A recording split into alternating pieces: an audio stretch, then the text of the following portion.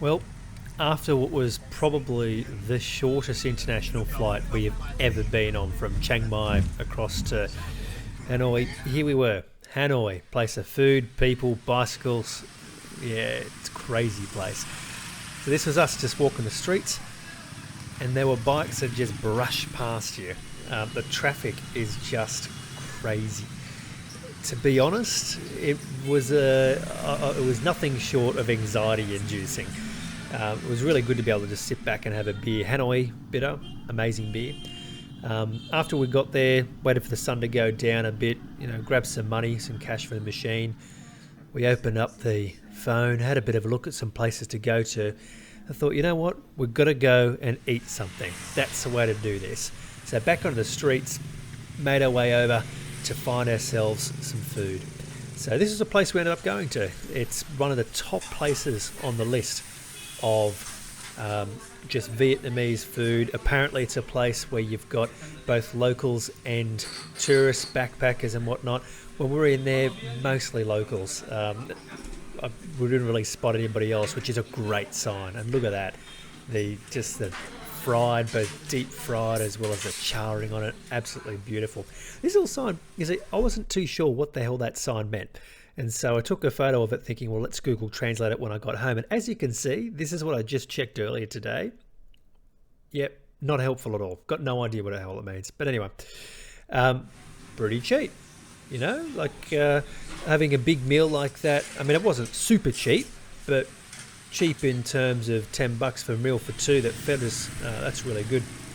Check out as well, you cannot walk on the footpath. The footpath is just 100% taken up by motorcycles, by people cooking, even like street vendors. And so when you're doing your walking, you have to walk on the road.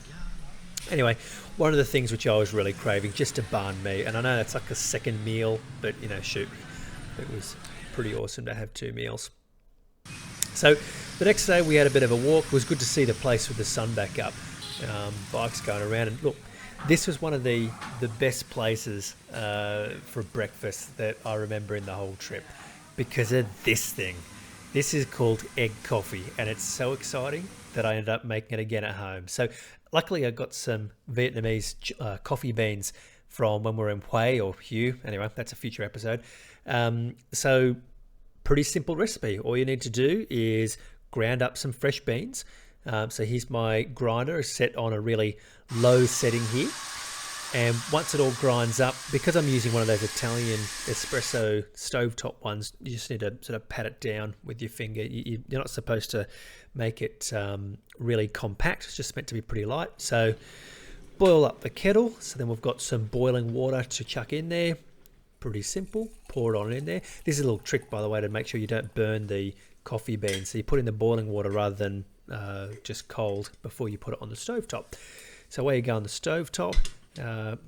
Flick it on, get some heat going. You may have noticed earlier, it's a pretty smart idea to use a tea towel so you're not touching the boiling hot metal on the bottom there. So anyway, what do you need to do? Well, you need to grab an egg yolk. This is a pretty standard, easy peasy way to get an egg yolk separated from the egg white. Using the shell, break it up, chuck it into the bowl. Once you get one of the egg yolks in the bowl, hence the egg in the egg coffee, you're going to crack open some condensed milk. Now you might notice the colour here is a bit off. I realised a little bit later on that this is probably a little bit old, and so it's kind of like crema de leche, I think you call it. But anyway, you got to whip it up. That is not me whipping. I cannot whip that whisk that fast. That's just the stand mixer that's doing that. Highly recommend using a stand mixer. It'll froth it right up. So I may have bought this glass especially to show this awesome egg coffee. Fill up the bottom with really strong espresso, and then just quickly spoon on top. And I've kind of sped up the footage here, but you fill up the top there with that beautiful mixture, and then there you go. It's nice and frothy. It is so sugary and caramelly. So that's me giving you a freaky look and having a bit of a sip, because I thought it was important to show you that, yes, indeed, that's nostalgic, beautiful coffee. So anyhow, do it at home, and it's a really beautiful egg coffee. So we're back on the street straight after that. So what we had booked was to get onto bicycles, onto cycles, and to ride our way around the place. So keep your eye on the bottom right. Every now and then I've got a little map there to show you whereabouts in Hanoi we are. But this right here, this is one of the famous bridges called Long Bien Bridge. It's got it's sort of got one way each side of a railway line which runs down the middle. Gustav Eiffel was meant to have worked on it, but I have my doubts about that. But anyway, that's got a train running right down the middle of it. We actually caught a train that looks exactly like that to get back to Hanoi about half a week after this was shot. So a little tidbit there. But here we are. We're riding around, and me, like an absolute idiot, I've got my camera that I'm balancing with one hand whilst trying to ride the cycle with the other. This right here is the French Quarter. So may be obvious that Vietnam was once occupied by France, and so this particular area has got a lot of French influence in there. And that right there, that ice cream was an absolutely delicious, I think it was called a young rice flavour. It's like a very nice and sweet, but not super sweet. Really delicious ice cream in a sort of French style, I think it was. So back on the bike again, riding around, and as you can see, this was a bit more of the upper end, sort of stylish and more French part. So that was a Catholic cathedral that they have, St. Joseph's Cathedral.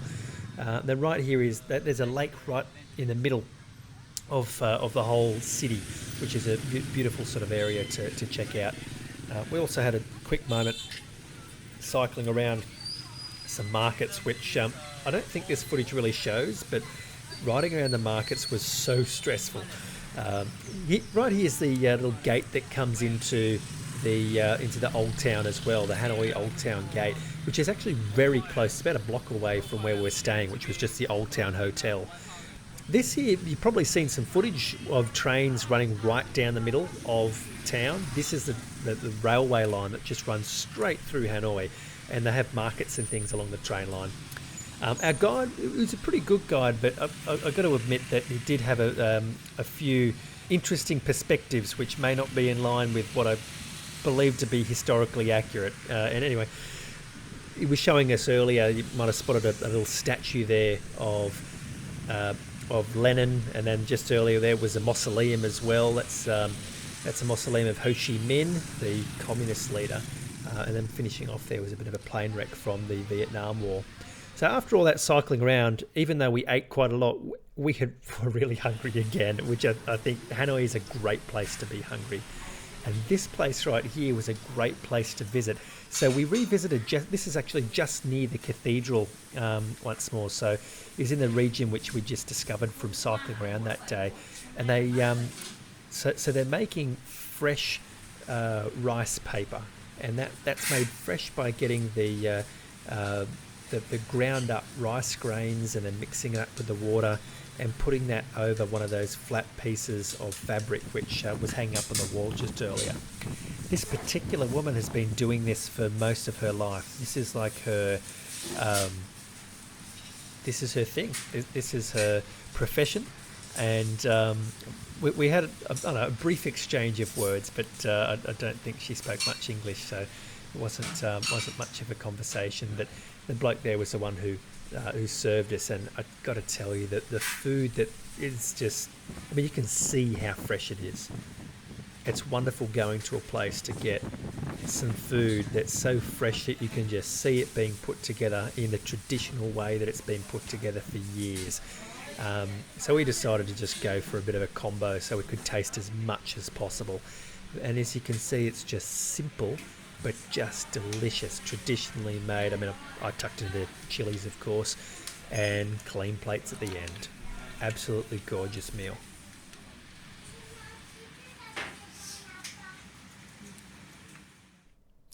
So I had a bit of a walk. One of the best things is to have a bit of a walk after a good meal.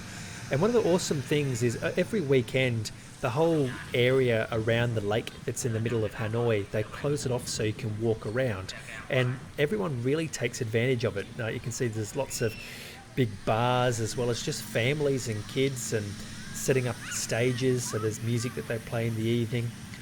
It's just, it's a really nice place to be able to walk around in the evening, which is totally different from the anxiety-inducing feeling that we had when we first arrived in Hanoi. I think it's fair to say that after a little while in Hanoi, seeing things, eating things, taking it in, we really came to enjoy the place. Hanoi is really beautiful, and it really grew on us.